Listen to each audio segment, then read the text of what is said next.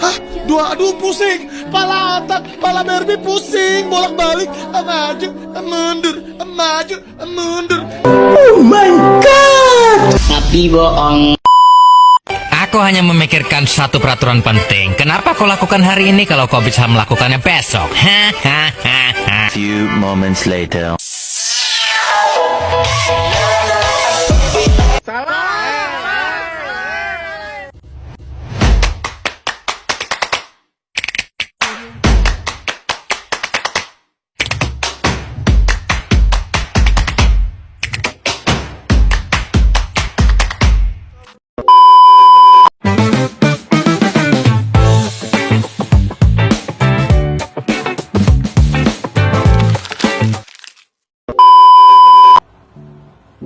Hai, Assalamualaikum warahmatullahi wabarakatuh. Perkenalkan, nama saya Zaskia Aulia Rahma dengan NIM 251103100007. Saya dari Program Studi Bimbingan dan Konseling Islam Universitas Islam Negeri Palopo. Saya membuat video ini dalam rangka untuk memenuhi tugas akhir mata kuliah pengantar psikologi. Adapun materi yang akan saya jelaskan yakni materi humanistik. Apa sih sebenarnya materi humanistik itu?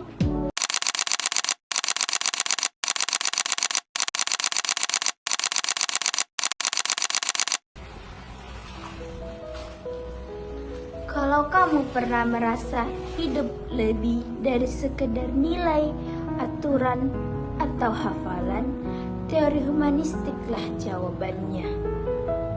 Ini pendekatan psikologi yang fokus pada satu hal, yakni jadi manusia seutuhnya.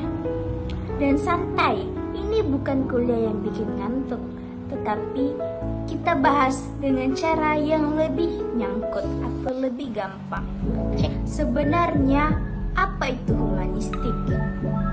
Humanistik muncul karena dua aliran besar yang dianggap kurang dalam melihat sisi manusia, di mana behavior terlalu mekanis dan psikoanalisis terlalu gelap. Humanistik bilang manusia bukanlah robot yang cuman bereaksi dan bukan makhluk yang digerakkan oleh konflik bawah sadar. Kita punya potensi, pilihan, tujuan, dan kemampuan buat berkembang.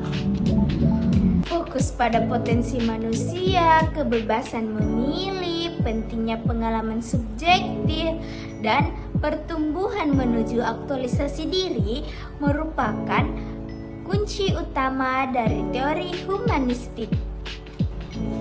Tokoh-tokoh teori humanistik, yakni yang pertama Abraham Maslow.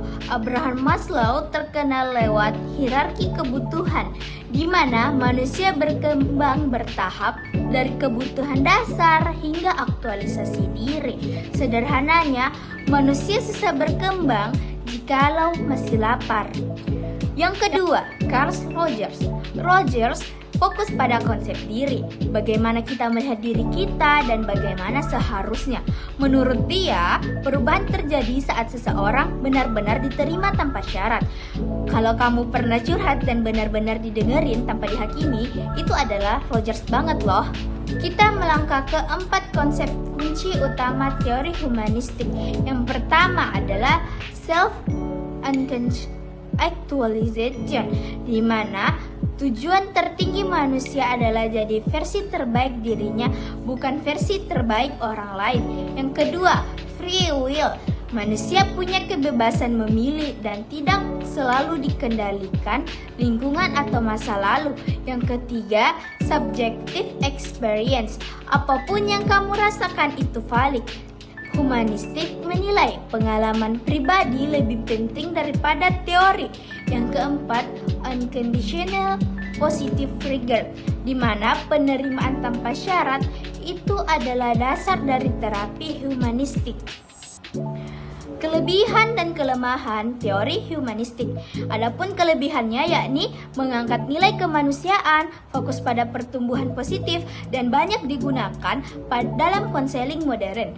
Dan kelemahannya sering dianggap terlalu idealis, sulit diteliti secara ilmiah, dan beberapa konsepnya terlalu abstrak. Jadi, teori humanistik itu hangat dan manusiawi, tapi juga dikritik karena terlalu optimis soal manusia. Kenapa kita perlu belajar humanistik?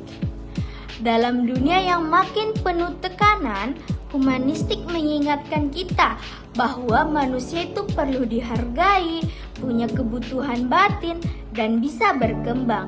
Ini penting buat guru, konselor, pemimpin, dan siapapun yang bekerja dengan orang lain. Pada akhirnya, teori humanistik itu sederhana. Manusia punya potensi, kita cuma butuh lingkungan yang mendukung untuk tumbuh. Kalau kamu mau video lanjutan tentang Maslow, Rogers, atau penerapan humanistik di sekolah, tinggal tulis di kolom komentar. Like, share, and subscribe biar otak tetap upgrade. Demikian yang saya sampaikan, kurang dan lebihnya mohon dimaafkan. Wabillahi taufiq wal hidayah. Assalamualaikum warahmatullahi wabarakatuh.